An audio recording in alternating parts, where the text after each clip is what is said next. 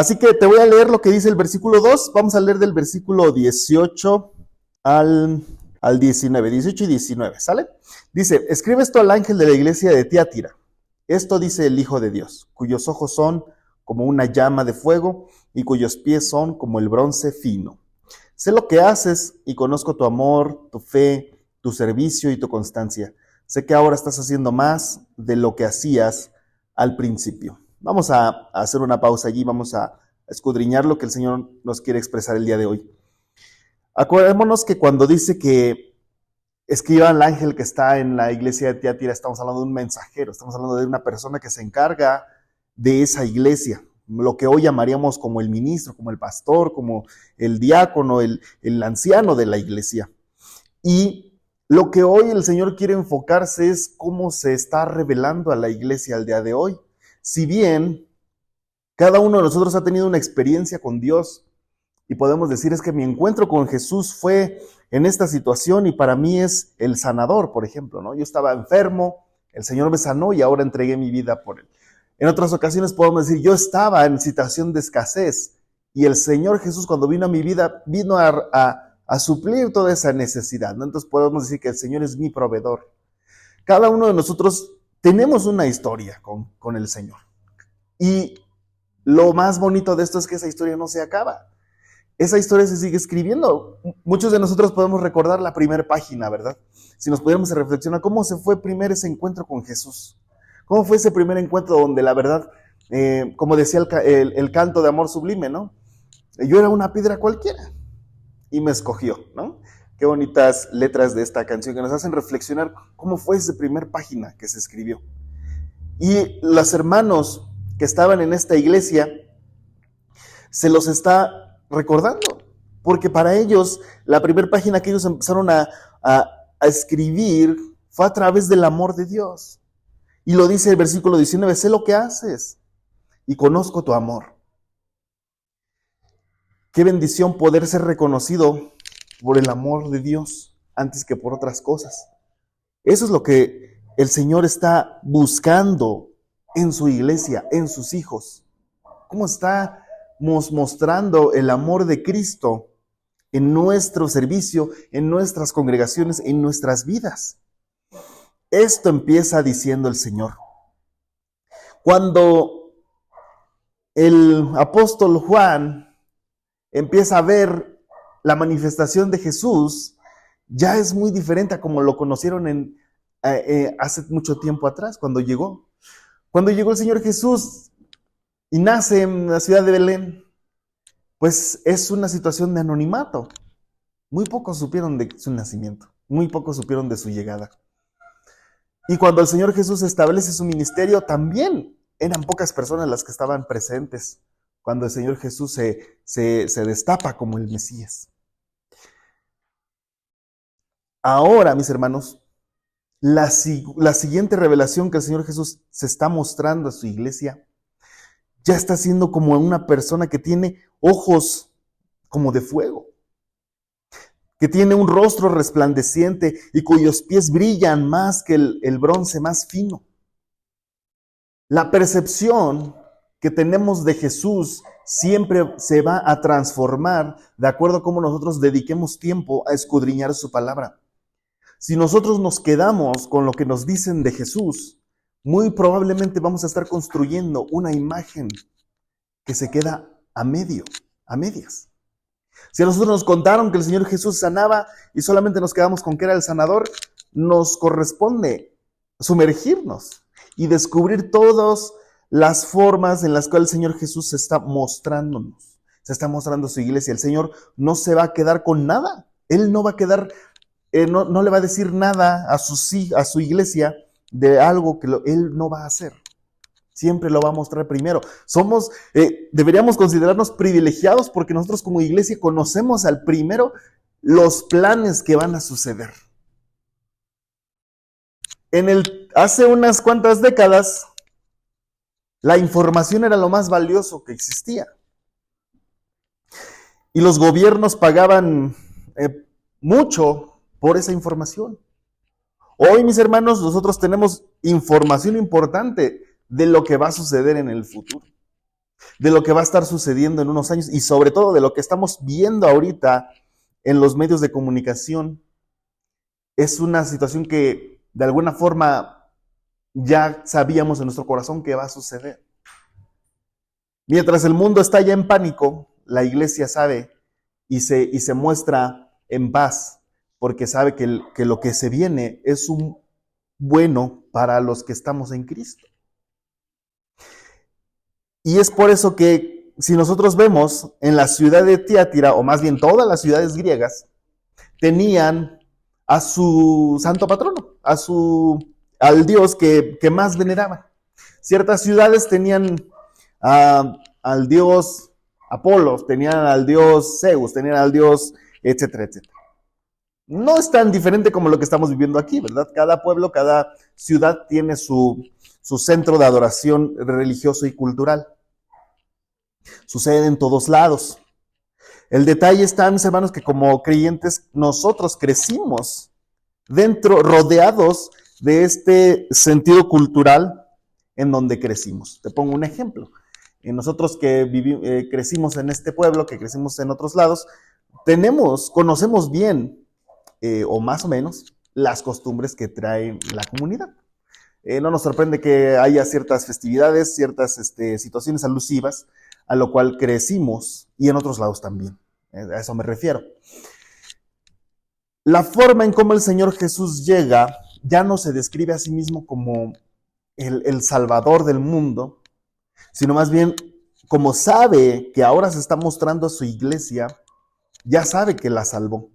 Ahora viene el momento en el cual se tienen que centrar en que es el Hijo de Dios. Y vamos a profundizar un poquito de esto, porque los hermanos de la iglesia de Tiatira estaban acostumbrados a que, mucho antes de que se convirtieran al cristianismo, estaban acostumbrados a que todas las personas que tuvieran que ver con su gobierno, ya sean emperadores, ya sean cónsules, era un nombre que ellos se adjudicaban, el Hijo de Dios. Era muy común que los dioses tuvieran hijos, de acuerdo con la cultura y la mitología griega. Las personas adoptaron esta misma costumbre. De hecho, podemos entender que personajes importantes como el emperador se hacía llamar también como el Hijo de Dios. En otras palabras, también era llamado el máximo pontífice, ya que para ellos era la reencarnación del Dios en la tierra.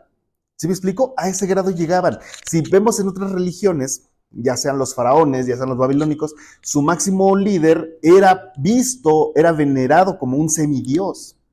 Eso era lo que vivían, el contexto histórico de lo que estamos viendo. Actualmente ya no se da tanto, pero si echamos un ojo a ciudades como Corea del Norte, allí todavía hay veneración a su líder. Aquella persona que no se arrodilla al líder, cuando pasa, es castigado. Si nosotros vemos un poquito de lo que se ha podido ver, porque es una nación muy hermética, allá sigue siendo visto de la misma forma como los veían los antiguos, como una reencarnación divina. Entonces, si tú le preguntas a un norcoreano, para ellos su líder es como un semidios, es como la imagen y la figura de Dios en la tierra. Y esto ha sucedido en todo el mundo a lo largo de toda la historia. Los hermanos de Tiatira no eran la excepción. Es más, te voy a poner un ejemplo. Todo aquel que portaba el penacho en la tierra de los aztecas era considerado una imagen divina. En este caso estamos hablando de los emperadores aztecas. Así que, mis hermanos, los hermanos de Tiatira tenían esta forma de vida muy normal para ellos, ¿no? Para nosotros, si nos dicen que el líder es como una imagen de Dios, ya hasta nos causaría un poco de risa que dijeran eso. Ahora bien, teniendo este pequeño contexto, imagínate que estamos hablando de personas que están acostumbradas a ver a la gente así, a levantar en un nicho a personajes importantes. Si nosotros lo traemos a la actualidad, mis hermanos, ya no lo hacemos como de, vamos a hacer una estatua de fulanito de tal, ¿verdad? Solamente se honra la memoria. Podemos ver estatuas de los padres de la patria, padres de la revolución, tienen su estatua. Sin embargo, no se les rinde un culto, nadie va y se arrodilla ante esas estatuas, ¿de acuerdo? Pero el corazón de la gente está inclinado hacia la idolatría en cualquier sentido. Vamos a hacer un ejemplo. ¿Qué pasaría si Luis Miguel se aparece ahorita en el centro de esta comunidad? ¿Cómo crees que reaccionaría la gente? Inmediatamente lo van a rodear. Se van a querer tomar fotos, van a querer que les firme autógrafos, van a querer hacer todo, porque ese es el corazón de las personas. Inmediatamente inclinarse hacia personajes importantes, o que ellos consideran importantes, o llámese coloquialmente famosos, ¿sí? Y tú dices, bueno, ok, con la gente de afuera se entiende. Pero vamos un poco a la iglesia. Si se aparecieran personajes que la iglesia admira, te aseguro que pasaría lo mismo. ¿Qué sucedería si llegara un personaje a tu iglesia como Marcos Witt, como Jesús Adrián Romero, que de repente llegara a un servicio y ahora resulta que el hermano nos visita y va a dar la predicación? ¿Qué crees que va a hacer la congregación? Van a querer sentarse y que la foto, y que fírmeme aquí, y que hágame este mensaje, hermano, visítenos en tal iglesia que está muy cerquita, porque eso es lo que sucede en la naturaleza humana. Levantar hasta lo más alto personajes que consideramos importantes, o que consideramos relevantes en nuestras vidas. Y eso son los casos más vistosos. Los hermanos de Tiatira eran personas que nunca en su vida habían conocido del evangelio hasta que fueron adultos, muchos de ellos. Muchos de ellos tuvieron esa conversión al cristianismo y traían ese contexto, traían esas costumbres. Los hermanos de Tiatira eran así de que va a venir tal gobernador, pues híjole, tenemos que cerrar el negocio porque es un día feriado. Así que el Señor les está recordando lo básico. Al único al que tenemos que dejar ese lugar para veneración es a Jesús. Por eso es que se está mostrando de nuevo como el Hijo de Dios. Cuando Jesús estaba aquí en la tierra, Él nunca se dijo a sí mismo así. Él se decía a sí mismo como el Hijo del Hombre, mostrando que era una persona como tú y como yo. Eso era lo que Jesús nos quería dejar en claro, ¿verdad? Que Jesús era 100% hombre, así como nosotros, pasando por las mismas dolencias, pasando por las mismas pruebas que todo ser humano pasa. Por eso es que podemos acercarnos con Jesús confiadamente, porque sabemos que Él pasó por, si no es que lo mismo, algo similar a lo cual tú estás pasando. Como seres humanos tenemos debilidades, tenemos limitaciones, tenemos imperfecciones como personas. Jesús nunca cometió pecado, pero en su humanidad estuvo expuesto y sometido a eso. Ahora, a su iglesia se le hace mostrar como el Hijo de Dios, mostrando que Él también o siempre fue un ser divino. Y es que, mis hermanos, la línea delgada entre mostrar la divinidad de Jesús o solamente quedarnos con una parte de Él, eso es algo que a la iglesia le sigue costando. Decir, en realidad Jesús sigue sanando, en realidad Jesús sigue librando, pero es que ya no lo vemos aquí. Ascendió a los cielos. ¿Cómo ahora? ¿Ahora quién va a hacer milagros? Pues bueno, por eso dejó a su iglesia encargado, ¿verdad? Así que nosotros, como creyentes, tenemos que tener siempre presentes que Jesús tiene una naturaleza divina, la misma naturaleza que tiene Dios Padre. No es menor que Dios Padre, no es mayor, es el mismo. Tiene la misma naturaleza, ¿Y cuál es esa naturaleza en los atributos de Dios? Dios es eterno, Dios es omnipresente, es omnisciente. Jesucristo tiene los mismos atributos. Estando aquí en la tierra, el Señor Jesús tuvo que renunciar a todo eso como si no tuviera nada que aferrarse. Y siendo en forma de Dios, se hizo hombre, a llegar a ser forma de siervo. ¿De acuerdo? Y cuando el Señor Jesús termina su obra aquí en la tierra, es exaltado hasta lo más alto y es glorificado y se le dio un nombre que está sobre todo nombre. Eso es algo que nosotros como iglesia no tenemos que dejar pasar. Lo tenemos que tener presente en todo momento. Cada vez que nosotros vayamos a estudiar la palabra de Dios, tenemos que ir y tomar estos versículos porque son los que sustentan nuestra fe, son los que sustentan realmente lo que creemos. No le podemos demostrar al mundo un Dios incompleto. No le podemos demostrar a la gente un Jesús incompleto. Tenemos que mostrar, dar testimonio de un Jesús glorificado, no un Jesús crucificado. Ser crucificado fue parte de su historia, pero no se quedó allí. Continuó la obra de Jesucristo. Y la obra de Jesucristo sigue. ¿Quiénes son los que siguen la obra de Jesucristo? Repite conmigo, nosotros. Nosotros seguimos la obra de Jesucristo, porque Él nos la encargó. Él nos confió lo más preciado que Él tenía. Para Jesús, cuando Él estuvo aquí en la tierra, lo más preciado que tenía eran las almas. Ir y rescatar al mayor número posible. Ir y servir. Ir y hacerte pequeño delante de los demás. Ahora todo eso lo dejó a nosotros para continuar con ese legado, para continuar con esa misión, seguir haciendo discípulos. Así que creer que Jesús es el Hijo de Dios es lo primer paso que damos para entrar al mundo, al reino de Dios. Creer en el Hijo de Dios. Nosotros, mis hermanos, quizá no hayamos tenido mucho problema con esto, ¿verdad? Nadie de nosotros dudó de, sí, eso no es el Hijo de Dios. Creo que en el contexto en el que nosotros crecimos como histórico o cultural, quizá no hayamos tenido mucho problema con eso. De decir, sí, es cierto, es el Hijo de Dios. Vino y nació a través de una virgen, vino y el Espíritu de Dios estaba con él, haciendo milagros, sanando enfermos, resucitando muertos. Así que, reconociendo su naturaleza divina, es el paso que nosotros vamos a tener para poder operar la misma forma que Jesús operaba. ¿Cuántas veces la iglesia se resiste a operar de la misma forma que Jesús lo hacía? Y digo se resiste porque llega ¿cómo se dice? La incertidumbre o hay otra palabra que se me acaba de ir cuando dicen soy escéptico, ¿no? ¿Cómo se diría así colectivamente, ¿no? El escepticismo, llamémoslo así, de decir, es que los milagros, mis hermanos, solamente fue para el primer siglo. El mover del Espíritu Santo solamente fue para el primer siglo. Las lenguas fueron para el tiempo antiguo. Ahorita ya es muy diferente. Y me he encontrado con comentarios así.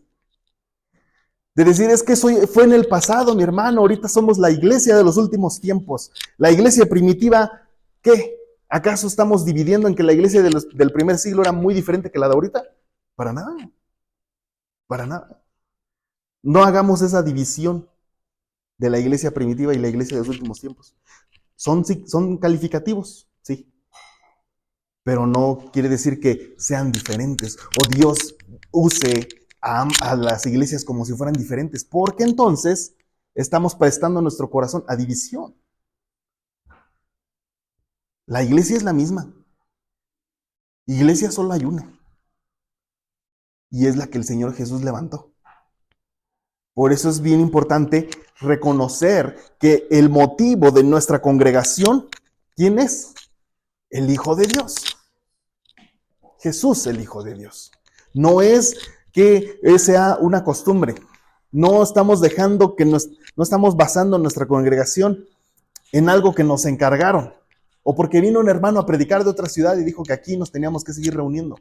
Es Jesús el motivo de nuestra predicación, el motivo de nuestra misión. Es el que respalda y sustenta lo que se está haciendo en este lugar. Y asimismo, en cualquier lado que está la iglesia de Dios presente, está la imagen del Hijo de Dios presente. Y la única forma de ver si está el Hijo de Dios presente o no en su iglesia es a través del testimonio de los que se congregan allí. Eso es si nosotros lo entendemos así, podemos ver cómo es que el Señor Jesús denuncia lo que está sucediendo dentro de cada iglesia. Porque se sabe que nosotros somos la imagen de Él. Así como el Señor Jesús es la imagen del Dios invisible, el primogénito de toda la creación, nosotros somos la imagen del mismo Señor. Porque Él es la cabeza. La iglesia es el cuerpo. Digo, no te llamas diferente, ¿verdad? Del cuello para abajo. Es la misma identidad, es la misma persona. Así que Mis hermanos, con esta perspectiva tenemos que seguir marchando, tenemos que seguir caminando, reconociendo que Jesús sí fue un hombre, sí, sí lo fue, y también fue Dios caminando en la tierra. No te quiero hacer tanto revuelto, pero este tema fue un tema de conversación fuerte 300 años después de que se escribiera esta carta. Y 300 años después andaban peleando los cristianos, andaban diciendo, ¿qué pasó? Entonces, si viene el Espíritu de Dios de Jesús o viene del Padre. Y nunca se pusieron de acuerdo y terminaron dividiéndose. Por eso es que existe la iglesia ortodoxa y por eso es que existe la iglesia romana. Imagínate qué tan sencillo volver a leer Apocalipsis 2, 18, diciendo es el Hijo de Dios. Se hubieran ahorrado muchísimo tiempo y dinero en reuniones. Pero bueno, ese es otro caso. Dice asimismo que el Señor Jesús tiene ¿qué? Llamas de fuego. ¿Cuántas veces hemos escuchado que el Señor nos mira con ojos de amor? Y está bonito, está padre, eso es importante saberlo, porque solo así el Señor realmente va a ir a nuestro rescate. Ahora que estamos dentro de esto, podemos entender que el Señor tiene ojos de fuego. No sé, mis hermanos, pero ¿qué viene a tu mente cuando te dicen, es que fulanito ya me echó sus ojos de pistola? ¿No? Piensas en algo de, ay, híjole, este hermano, algo hice que me está viendo. O me ve feo, ¿verdad? Sin embargo, cuando dice el Señor que tiene llamas de fuego, estamos hablando de que el Señor, con tan solo su mirada, consume lo que está en nuestros corazones. Porque Él es el único que ve lo que hay en las intenciones de nuestro corazón. Las apariencias engañan, pero solo el Señor Jesús las muestra. Muestra lo que hay oculto, muestra lo que hay allí escondido. Y, ¿sabes? Esto es lo que hemos recalcado. Cada vez que Jesús, muestra lo que hay que cambiar, no lo hace para que te sientas señalado o para que te sientas juzgado. Él lo hace para que realmente sepamos qué es lo que hay que cambiar de inmediato. Eso es importante, tener eso. Porque, no sé, espero que no, pero lo último que nosotros queramos es que te sientas ofendido en un mensaje de una predicación. Porque sabemos que la ofensa no viene de Dios. ¿Por qué el corazón del ser humano se ofende? Porque prestamos atención a otras voces que la voz del Señor en su palabra. Van a decir, híjole, ¿ya te diste cuenta de lo que hablaron? Hasta parece que te fueron a espiar, ¿no? Pues no. Realmente cuando nosotros nos sentimos identificados con el mensaje, sabemos que es por amor que el Señor te lo está mostrando para que sepamos corregir el rumbo. Como una llama de fuego y cuyos pies son como el bronce bruñido. La revelación de Cristo a su iglesia es esta. Ya no es el siervo sufriente, ya no es el Mesías que llora, que se conmueve, que se compadece, porque eso ya lo hizo. El Señor Jesús ya hizo todo eso. Ahora viene algo más importante, que es el regir con vara de hierro. Ahora la revelación de Cristo Jesús para su iglesia es esta. Quédate con esta representación de Cristo. Ya no es Jesús el que anda batallando con sus discípulos que creen a veces sí y a veces no. Ahora ya es nuestro supremo líder, si lo quieres ver así. Porque la iglesia necesita un liderazgo firme, necesita un liderazgo fuerte. Porque como personas somos como olas del mar, que un día estamos de acuerdo y otro día no tanto. Y eso lo puedes ver en nuestra sociedad, que hay momentos donde sí, como que está de acuerdo la sociedad y después ya no. Siempre va a pasar así. Siempre va a pasar así. Ningún gobierno, mis hermanos, es eficaz. Sea del lado que quieras, sea de derecha, sea de centro, sea de izquierda, ningún gobierno ha demostrado ser 100% eficaz. Ni siquiera las monarquías, ni siquiera las democracias han demostrado ser capaces de dirigir a su gente a la victoria total. Lo único, ahora nosotros, ¿qué vamos a adoptar? Ahora nosotros se llama teocracia. El sistema de liderazgo que nosotros estamos rigiéndonos es el sistema de los cielos, del reino de los cielos, no el de aquí. Por eso es que nosotros no tenemos que traer esas costumbres de la sociedad a la iglesia. Nosotros no deberíamos de votar quién va a ser el pastor de la iglesia. O no deberíamos de andar pensando de si fulanito o no, o este que es más popular. No, pongan a él que es más carismático, que predica bien padre. No, es que él me aburre en sus predicas, no lo ponga. Porque esas son costumbres de afuera. Y no debemos permitir que se empiecen a meter dentro de nosotros, del cuerpo de Cristo. Si seguimos leyendo, esta es una frase que nos enchina la piel, ¿verdad? Sé lo que haces, o yo conozco tus obras, en otra versión. No hay nada que nosotros podamos hacer en lo secreto, de lo cual el Señor Jesús se dé cuenta. Tenlo siempre presente. Tal vez no te ve el hermanito, tal vez no te ve el pastor, el ministro, pero Dios siempre te ve.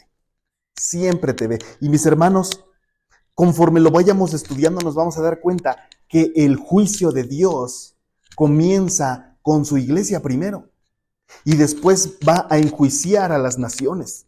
Eso es algo que tenemos que tener presente. ¿El Señor con quién va a comenzar? Con nosotros, con su iglesia. Y después ya va a juzgar al el que no quiso entrar a la iglesia, ¿verdad? Pero primero somos nosotros, porque Dios no quiere a nadie por accidente. De decir, ay, es que yo no tenía nada que hacer y ahora estoy aquí adentro. No, Él respeta tu libre albedrío y Él sabe que dice que si lo quieres seguir es porque lo vas a seguir, es porque te vas a esforzar por seguirlo, es porque te vas a esforzar por parecerte a Cristo. No porque no teníamos nada que hacer, ¿verdad? Porque para hacer muchas actividades hay mucho que hacer. Nos estamos haciendo el tiempo, nos estamos haciendo de este esfuerzo para venir y conocer a Cristo Jesús, el Hijo de Dios. Y ahora sí, quiero leerte lo que sigue, porque ¿qué es lo que hay en el corazón del creyente? En el corazón que ahorita tienes tú. Y esto te lo quiero decir, en vez de poner Tiatira, pon tu nombre. Y quiero que escuches lo que dice, sé lo que haces y conozco tu amor. Claro que el Señor va a ver también lo que haces por Él, lo que haces por tu prójimo, lo que haces por amor de su nombre. Tu fe, tu servicio y tu constancia.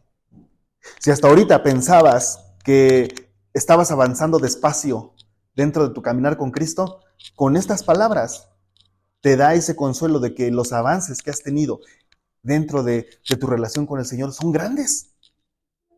Amor, fe, servicio y constancia. Son las 4 cualidades que los hijos de Dios tienen para poder encargarles una labor, para poderle encargarles su ministerio, para poder encargarles su obra.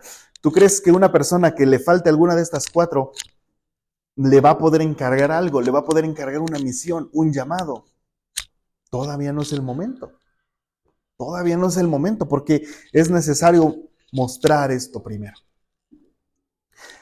Esto solo se logra con lo último que leemos, la constancia. La constancia es lo que nos va a ayudar a mantenernos con los pies firmes de nuestras creencias, de lo que hemos decidido creer, de lo que hemos decidido estudiar. La constancia. Quizá hoy no te sientas demasiado cristiano, llamémosle así. Pero si eres constante en tu amor, si eres constante en tu fe, si eres constante en tu servicio, va a llegar el momento en el que ni cuenta te vas a dar, pero los cambios que vas a demostrar en tu testimonio van a ser grandes. Van a ser grandes. Pero todo tiene que ser con constancia. Los hermanos que estaban en esta iglesia, en este tiempo, eran reconocidos por ser constantes. ¿Por qué crees que lo dice? Porque había persecución, arrestaban a los creyentes, los ejecutaban con falsas acusaciones, se los llevaban a la cárcel. Al que mejor le iba, se iba a quedar encerrado en la cárcel. Y 2, había creencias, había enseñanzas que estaban separando la doctrina santa, la doctrina pura del Evangelio de Cristo. la estaban corrompiendo y la estaban pervirtiendo para que no se sintieran señalados. De decir, oye, es que yo no quiero dejar estas costumbres que traigo de fuera y aquí no me siento bien con estas prédicas. Había prédicas al gusto del cliente. Ya desde ese tiempo, imaginemos. Así que lo que está reconociendo en su iglesia, lo que está reconociendo en ti, mi hermano, es amor, fe, servicio y constancia. ¿Qué mejores cualidades no ha de haber en alguien que ama a Dios, en alguien que ama a Cristo Jesús? Tal vez pensábamos, es que yo nunca he predicado a 100,000 personas, o yo no he bautizado a 5,000, como dice la Biblia. Es que yo no he escrito libros cristianos, es que yo no he ido a predicar a otros países, a otras iglesias grandes. Y pensamos que eso tiene que ver con la madurez de Dios o poder decir que somos usados por Dios. Cuando sabemos que en fe, en servicio y en constancia, agradas a Dios. Ahí es donde tenemos que empezar, ¿sí? No por el hecho de decir, es que ya llevamos predicando en nuestra iglesia y nada más no se llena de gente, nada más no llegan, nada más hay 3 familias. El Señor no te está pidiendo que revientes templos. El Señor te está pidiendo que seas constante en amor, en fe y en servicio. Es lo único que nos va a pedir cuentas cuando lleguemos frente a Él, cuando estemos delante de Él y nos pregunte y nos saque un reporte de lo que hicimos en nuestra vida. Él no va a contar el número de almas que llevaste a Él. Él va a contar el número de veces que fuiste constante en fe, en amor, en servicio. Eso es lo que ve el Señor. ¿Quieres llamar la atención de Dios? Enfoquémonos en estas 4 cualidades. No poder decir es que somos la iglesia que más seguidores tiene en Facebook. No decir es que somos la iglesia que tiene mucho rating en sus transmisiones en vivo. Eso no lo toma en cuenta el Señor. Toma en cuenta estas 4 primeras. Y esto es clave, mis hermanos, porque si hacemos un repaso de todas las denuncias que Dios hace a su iglesia, de perder el primer amor, de permitir doctrinas de Balaam en su iglesia, permitir doctrinas de los nicolaitas en su iglesia, etcétera, etcétera, nos vamos a dar cuenta que fueron hermanos que no fueron constantes en estas 3 áreas de servicio. En estas 3 áreas. ¿Quieres que una congregación no se salga del huacal? Como decimos aquí coloquialmente. Enfoquémonos en ministrar al creyente en amor, en fe y en servicio. Esto lo podemos hacer. ¿Es fácil o es difícil? Es sencillo. Es sencillo. ¿Qué necesitamos? Traer el enfoque. Traer el enfoque aquí. ¿Y cuál es la consecuencia de esto? Dice ahí, si seguimos leyendo el versículo 19, sé que ahora, esto te lo está diciendo el Señor ahorita, sé que ahora estás haciendo más de lo que hacías al principio. Si pensabas que ibas despacio, si pensabas que ibas lento, el Señor te dice lo contrario. Estás haciendo más de lo que hacías al principio. Quizá las personas te empiecen a señalar diciendo lo contrario. Te digan, no hombre, ¿tú ya cuántos años llevas en la iglesia y apenas estás en esto? No escuches esas voces. Escucha la voz de Dios que te dice, estás haciendo más ahora que cuando empezaste. Esto es consolador al pensamiento activista del cristiano. Y cuando digo pensamiento activista es porque hay creyentes que sienten que si no están haciendo algo en su iglesia, no son parte de la iglesia, no son parte del cuerpo de Cristo. No, mis hermanos, es que yo tengo que estar activo, tengo que estar haciendo algo. Vente, vamos a poner sillas, vamos a poner bancas, vamos a limpiar, vamos a hacer esto, vamos a predicar, vamos a dejar volantes. Pero si un día le dices, hoy no vamos a hacer nada, este hermano se nos va a estresar. Porque va a pensar que no está agradando a Dios. Va a pensar que no está haciendo algo por el Señor. Pero el Señor dice, calma, que ya estás haciendo más de lo que hacías al principio. Y lo curioso es que si vamos al momento en el que Jesús se bautiza, esto yo apenas lo he descubierto, porque cuando el Señor se bautiza, ¿qué es lo que dice el Padre? Cuando Jesús baja a las aguas del bautismo, Dios Padre dice, este es mi Hijo, en quien tengo complacencia. Y si te pones a pensar, en ese tiempo el Señor Jesús no había hecho nada. ¿A cuántos había sanado? ¿A cuántos había resucitado? ¿A cuántos había alimentado? Cero. Cero. Y sin embargo, agradaba al Padre. Así que, ahora, mi hermano, ten en cuenta esto. Ya agradas a Dios con tu fe. No con el número de almas, no con el número de invitaciones. Ya agradas a Dios con tu fe. Ya agradas a Dios con tu amor. Ya agradas a Dios con tu servicio. Ya agradas a Dios con tu constancia. Y este mensaje yo le podría decir, es un antiestrés para el cuerpo de Cristo. Yo sé que el Señor ya viene pronto y hay mucha urgencia de las cosas que hacer. Pero Dios mismo prolonga su misericordia hasta que todos conozcan de Él. Más bien esto, mis hermanos, es para que nos enfoquemos en no desviarnos, en no caer en engaños, en no caer en engaños, no de la gente de fuera, nuestros propios engaños.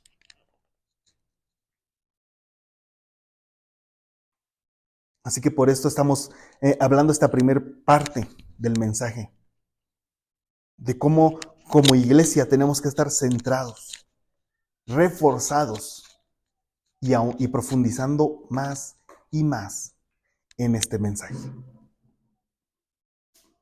Y entonces sí viene lo fuerte, ¿verdad? Le dice el Señor, pero tengo esto en tu contra. Cada vez que el Señor muestra algo, no quiere decir que ya por eso vas a dejar de ser hijo de Dios. Si el Señor dice, yo traigo esto en tu contra, eso no quiere decir que ya no tienes oportunidad de acercarte a Él confiadamente. En el mundo que vivimos, en la sociedad, cuando una persona dice, es que yo tengo algo contra ti, muestra que hay división, muestra que hay separación o un pleito con una persona en lo natural.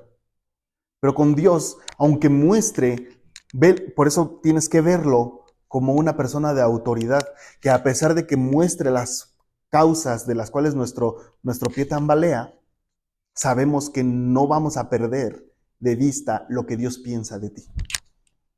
Si el Señor ya te dijo, yo tengo en tu contra esto, esto y esto, es para que lo mejores.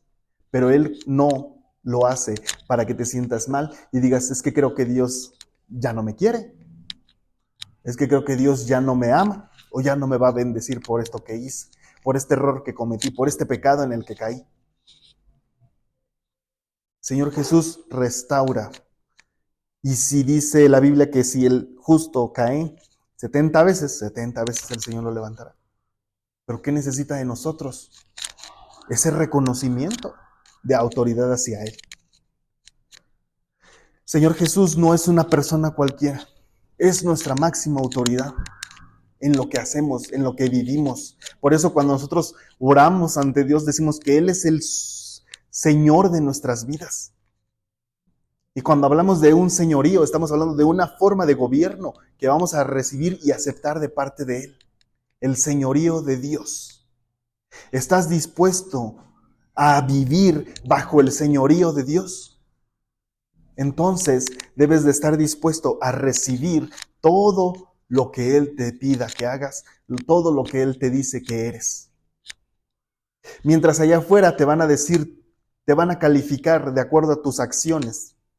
El Señor Jesús te va a calificar de acuerdo a lo que permites entrar a tu vida, a lo que permites hacer por Él, dejar que Dios haga. Bien tremendo el contraste, ¿verdad? Allá afuera eres lo que haces, eres a lo que te dedicas, pero en Cristo Jesús eres lo que el Señor Jesús dice que eres. Si Él dice que eres perdonado, eres perdonado.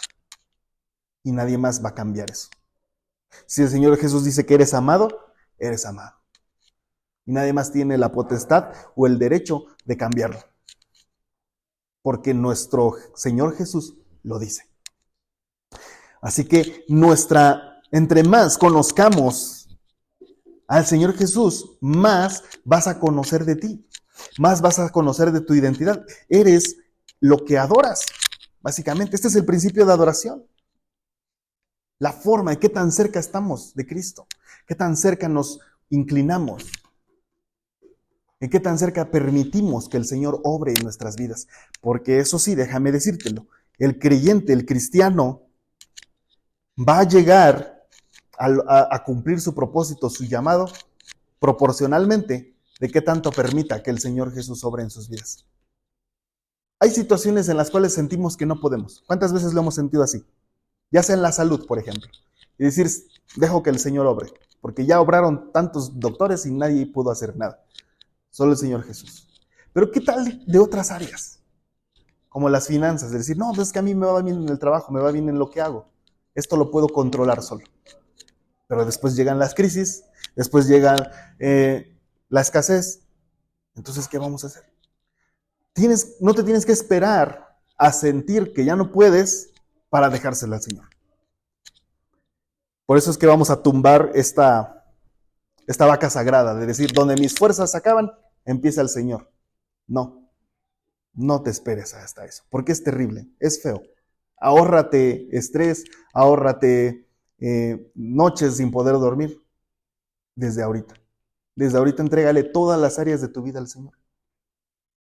Para que entonces sí, puedas concentrarte en tener una vida de amor, de fe y de servicio. Si nosotros nos quedamos nada más con una, nos estamos quedando a la mitad. Si nosotros decimos, es que yo me quiero concentrar en la fe nada más, pero bueno, ¿y qué hay del servicio? Las obras son el fruto de tu fe. El amor que vives, todo lo que haces tiene que ser en amor, si no, nada es. Nada soy, dice la Biblia. Soy como un metal que resuena. Si hago todo lo demás, pero no tengo amor. Híjole. ¿No? Así que somos encargados, somos administradores de lo que el Señor Jesús quiere que su iglesia opere, empiece a estar, empiece a moverse. Si la iglesia no opera en amor, ¿tú crees que las personas van a quererse añadir a la iglesia? No creo, ¿verdad?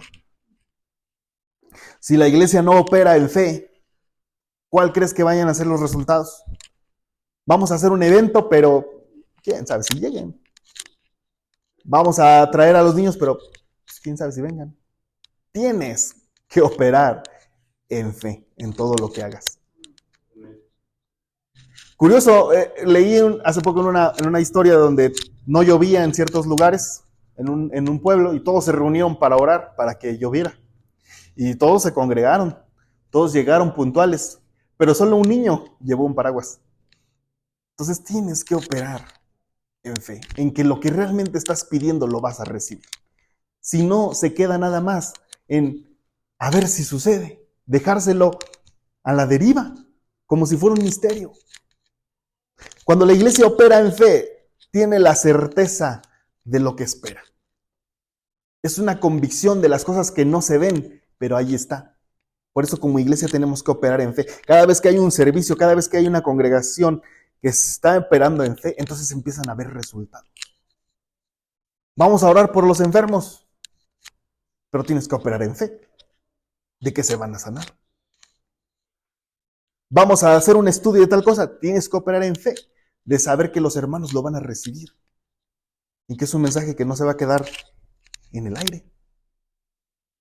Y después dice el servicio al prójimo, el servicio que tienes por los demás, compañía de la familia de la fe, de preguntar cómo está el hermano, qué está pasando. Ningún creyente debe de pasar por sus batallas solo. Eso es lo que sostengo. Porque es necesario que como congregación pasemos las pruebas juntos. Tal vez como iglesia no nos persigan, pero hay alguien que tal vez en su trabajo sufra persecución o en el lugar donde vive sufra persecución por causa del evangelio. Por eso es bien importante estar al pendiente de los hermanos que tienes ahí al lado. De preguntar, oye, ¿cómo estás? ¿Cómo va esto que me habías platicado? Es necesario. Y sobre todo cuando hablamos de servicio, estamos hablando de servicio de lo que el Señor te está pidiendo que hagas. Si ya le dijiste a Dios que vas a hacer esto a tal día, a tal hora, pues sé constante y manténlo. Si el Señor te está pidiendo que hagas otra cosa, de decir, ve y habla con tu prójimo, con el que te habías peleado hace muchos años y arregla las cosas, eso también es servicio.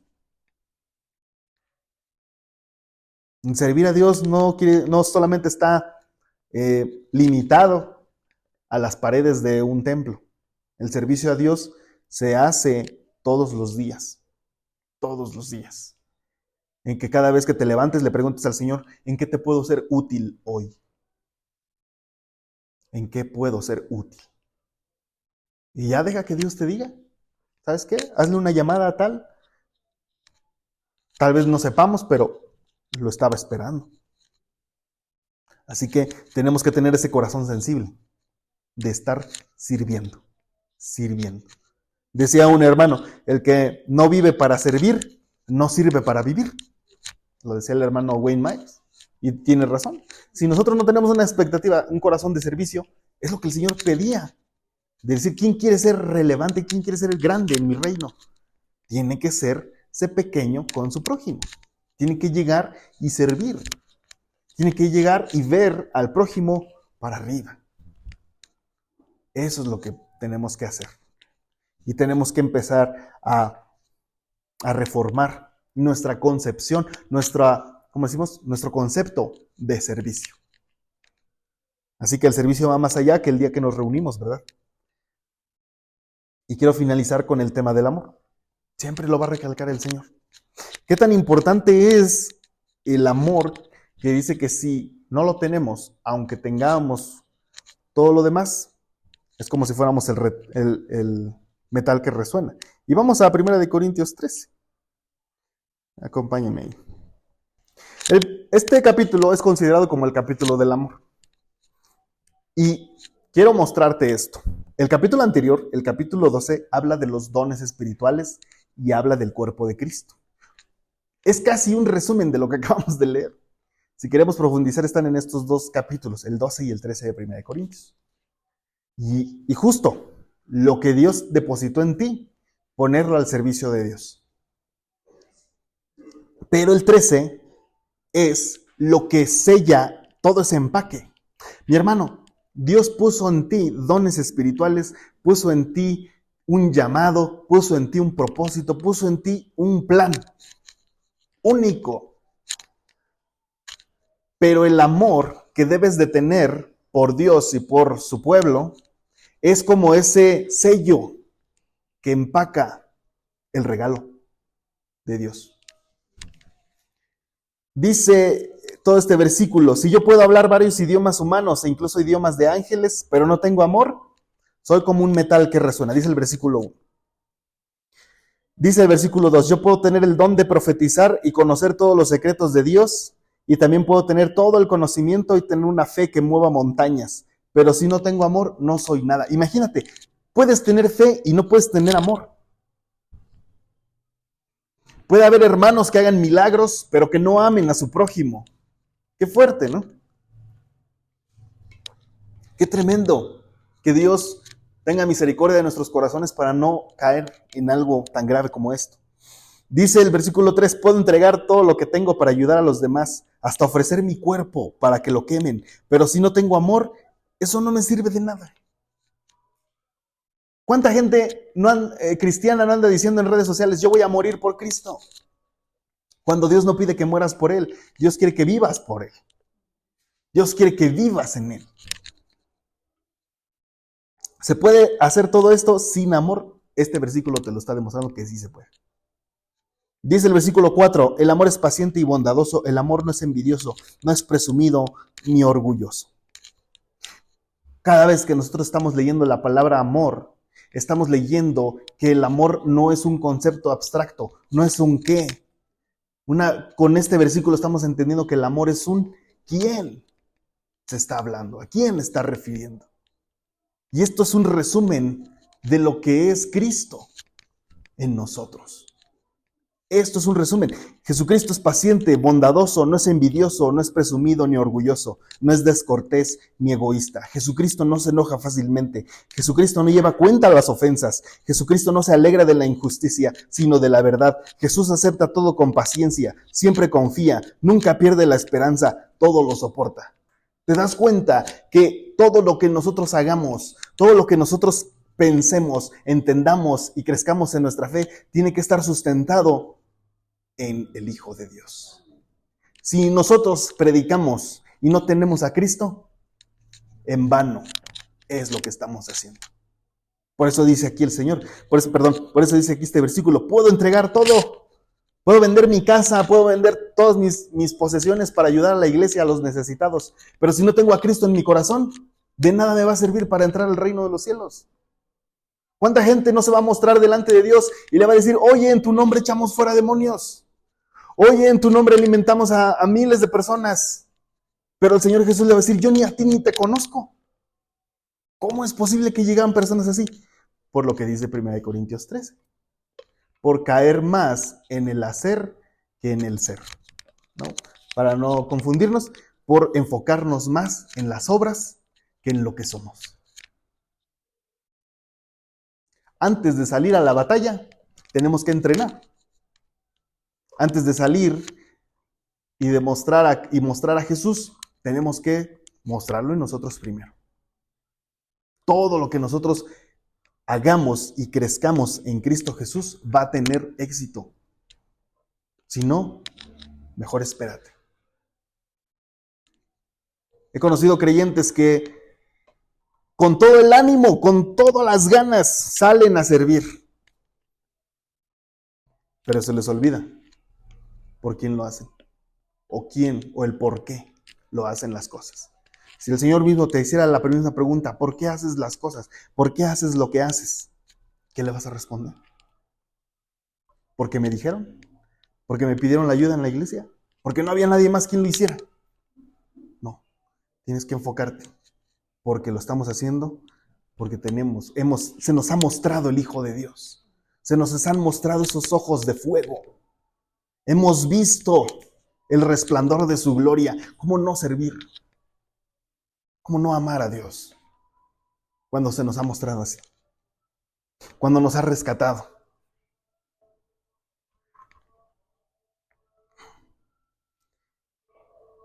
Dice el versículo 8 de 1 Corintios 13, el amor no tiene fin.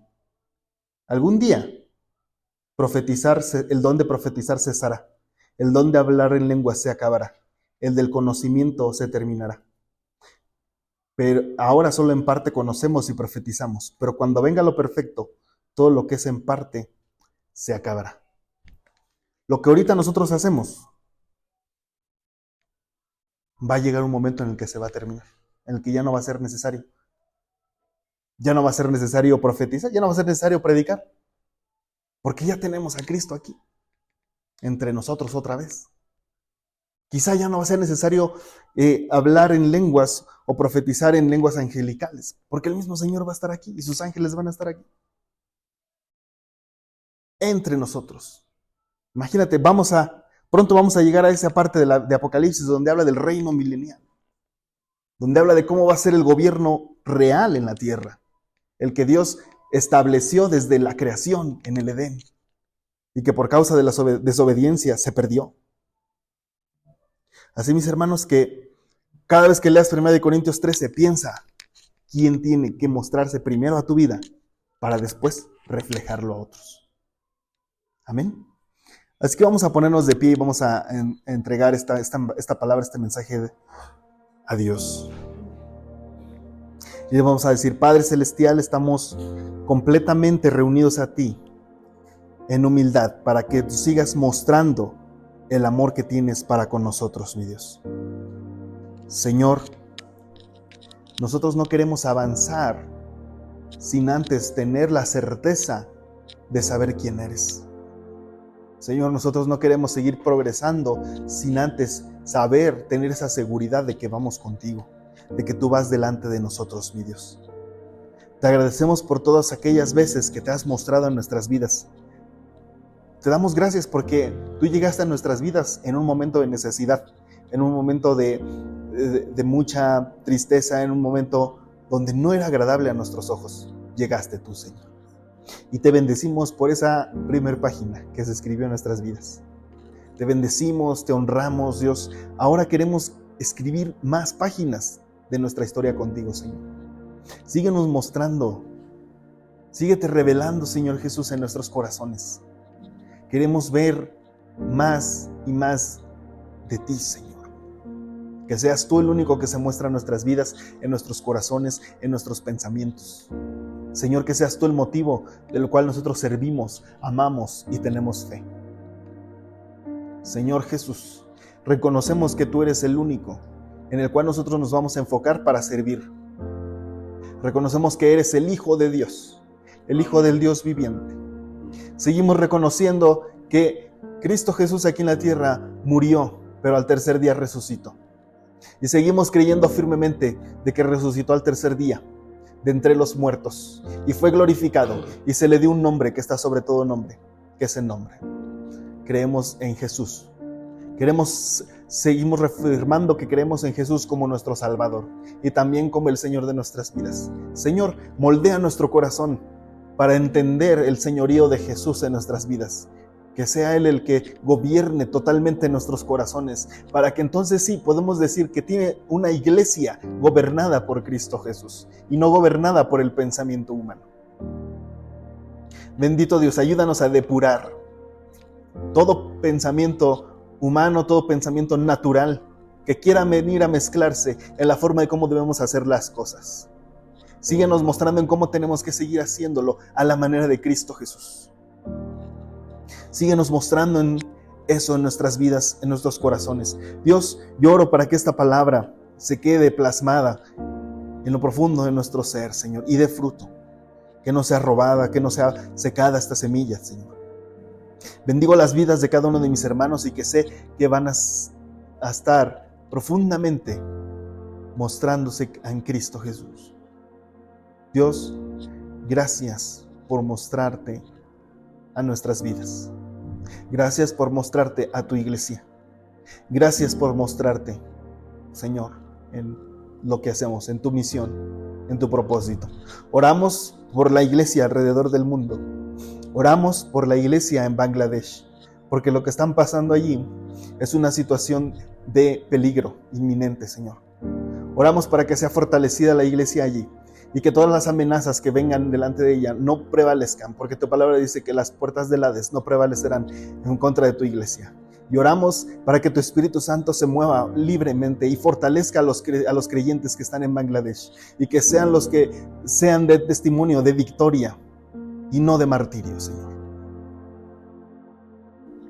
Oramos por la iglesia que está moviéndose en México, Señor, que está moviéndose en esta localidad, por los creyentes que hay alrededor de este lugar, de este pueblo, de esta ciudad, Señor. Que sea tu Espíritu Santo el que nos guíe para llegar al conocimiento pleno de Cristo y poder llegar a la unidad de la fe. Gracias, mi Dios, porque tú te sigues moviendo libremente, porque tú sigues cumpliendo tu obra, porque sigues usando a tus hijos en cada momento. Bendito Dios.